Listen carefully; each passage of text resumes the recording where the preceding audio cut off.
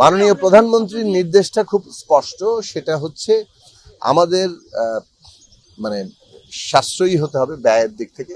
আজকে একনেক সভায় মাননীয় প্রধানমন্ত্রী জনাব তারেক রহমানের সভাপতিত্বে একনেক সভা অনুষ্ঠিত হয়েছে। সেখানে টেবিলে 17টি প্রকল্প উপস্থাপিত হয়েছিল, তার মধ্যে 15টি নিয়ে আলোচনা হয়েছে। 17টি প্রকল্পের মধ্যে 6টি নতুন প্রকল্প ছিল, 7টি সংশোধনী প্রস্তাব আছে আর 4টি মেয়াদ বৃদ্ধির প্রশ্ন আছে।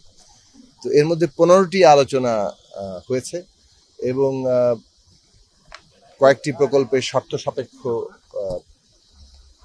বিভিন্ন বিষয় আছে, কয়েকটি প্রকল্পের ব্যাপারে তদন্তের বিষয় আছে এবং এর মধ্যে অনেকগুলো প্রকল্প পাশ হয়েছে। তো এই সব বিষয়ে আমরা আসলে একটা বিস্তারিত, যেহেতু খুঁটিনাটি আছে প্রকল্পগুলোর, বিস্তারিতভাবে পরিকল্পনা মন্ত্রণালয় থেকে একটি প্রেস রিলিজের মাধ্যমে আমরা প্রত্যেকটি প্রকল্পের ব্যাপারে তথ্য জানাই। সচিবালয়ের মধ্যে একটা 21 তলা হওয়ার কথা ছিল, ওইটা কি আজকে প্রস্তাব হয়েছে বা মানে আলোচনা হয়েছে বা পাস হয়েছে কিনা? আসলে এ বিষয়ে ভিন্ন প্রস্তাবনা আছে। তো এই বিষয়গুলো নিয়ে যেটা আলোচনার মানে খুঁটিনাটিটা আপনারা আমাদের প্রেস রিলিজের মাধ্যমে পাবেন।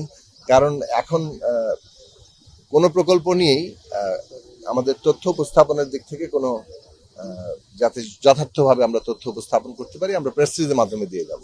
শুধু এইটুকু তথ্য দিলাম, 17টি প্রকল্প টেবিলে উত্থাপিত হয়েছিল, 15টি নিয়ে আলোচনা হয়েছে। তার মধ্যে 6টি নতুন প্রকল্প আছে 17টির মধ্যে, 7টি বললাম যে সংশোধিত এবং 4টি মেয়াদ বৃদ্ধি।